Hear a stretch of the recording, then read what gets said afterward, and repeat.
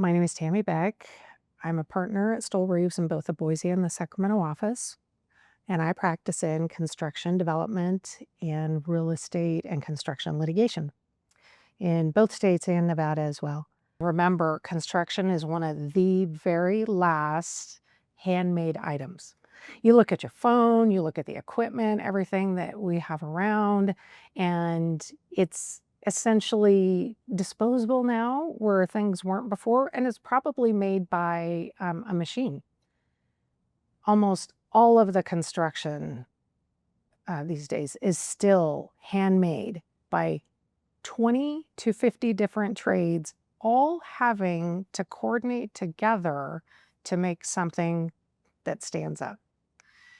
So to me, that's fascinating. The process, how does it work? How do you know what works? How do you know what materials work together? And the material science part of it is really interesting. So I joke I get to be a quote expert in this super broad range, but I always remind clients, I am not a contractor. I am not an engineer. I just know how to ask a lot of questions.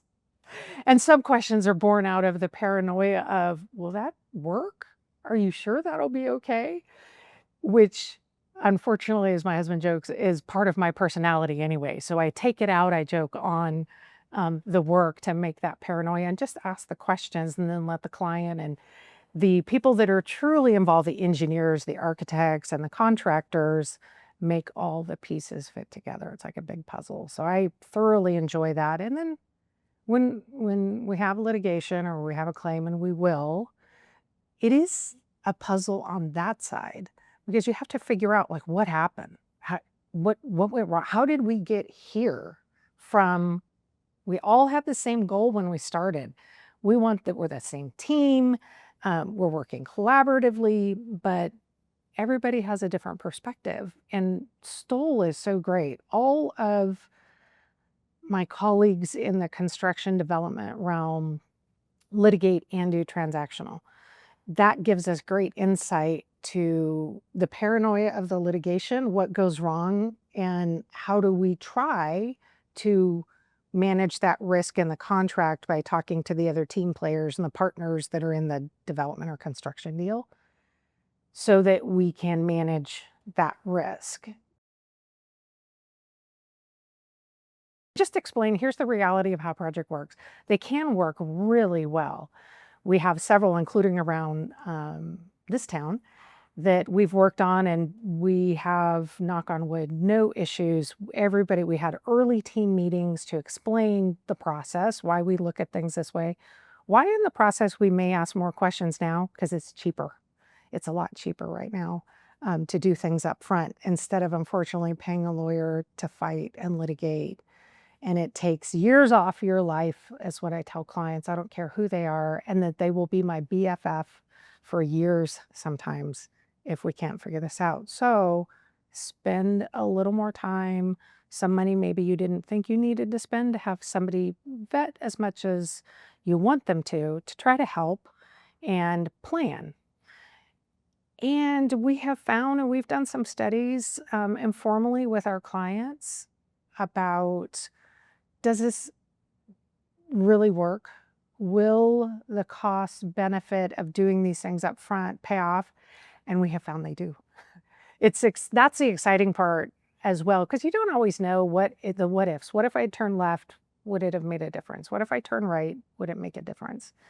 And seeing a client who embraced the process, albeit a bit reluctantly, but still embraced the process, and then collect the data and look at their projects and development and their designs over the years and how it reduced their cost, reduced their insurance premiums, because we could put together a package and show why we were trying to avoid liability in a rational way, was just gratifying to know that it can be done, it can work, but it's the old adage about like exercise. You just got to be consistent and persistent, and you got to do the hard work up front. But once you go through what I call the early brain damage of thinking of all aspects of your project and your process, and then training your people so they know they're supported to complete the process, The success after, when a project comes through, usually early, with less warranty claims, more efficient. We even finished a project so that we got to go from temporary construction financing to permanent financing earlier. So we were able to turn it around and open it up earlier, and the owner was thrilled. But it takes that focus, the entire team on that, from the designer to the developer to the contractor. We even trained our subcontractors on why we were doing what they were doing. And oftentimes we would bring them into our conference room to say, you don't want to sit with us here when I'm deposing you.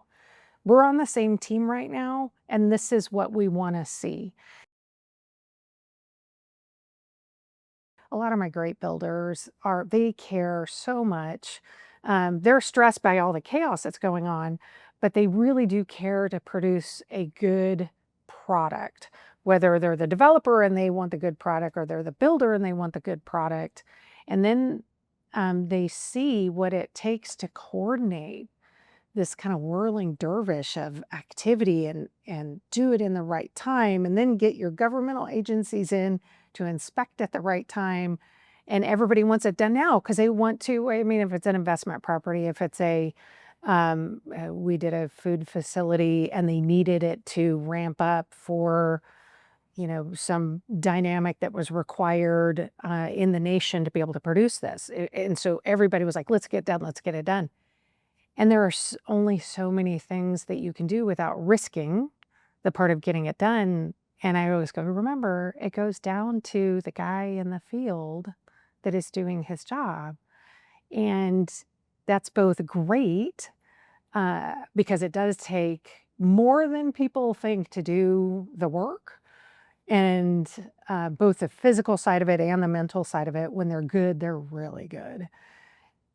But if he had a bad day, if he didn't get a lot of sleep, if he had a fight with his wife or his girlfriend, he can have a bad day and one error. It's really insane, the Murphy's Law that we see come out. Like, how did this happen? Or what used to be, people worked together for decades. My dad was in construction. Loved the people, as I said, knew a lot of those guys growing up, and they always worked together. They knew what the other guys were capable of. They work with similar subcontractors, similar architects. They just knew, good or bad. So then you can say to someone, hey, I know we had this issue on the past one. Let's figure out how to do this better. And everybody's so mobile these days. It is less common to continue to work with the same people, which means every time you're relearning. And a lot of the really great, I say guys, I mean, the companies are great, but the individuals will make or break your project. Like I said, I was mentioning that one guy can have a bad day and that can translate into problems. You just don't get that same continuity these days because our market is so dynamic and people move from state to state all over the place, and they don't always work together. And, rightly, people are always looking in the financial side of, can I get a lower bid because I need my ROI to be better? Totally understandable. But I try to remind them, if you're building a similar product, try to work with the same subs. A couple of dollars, relatively speaking, to the knowledge, your knowledge will pay off. Partnering with someone early, even if they're not the low-cost leader, I can't tell you how many times I went, well, that bit you in the fanny because you saved a couple bucks, but here I am. Architects are artists unless they have actually built something. They need to work with a contractor who understands how it's put together. So the best team is the guy with the vision, unfortunately, who's not practical, working with the guy that is practical, that can see the vision and put it together pragmatically. It's a continual theme, talking to clients, talking to my great experts. Our labor is not as well trained. We gave them information from high school on up that this was beneath people, which is crazy. It's so competent and capable work that a lot of times we had to shift. You have to have labor, as I mentioned, it's handmade.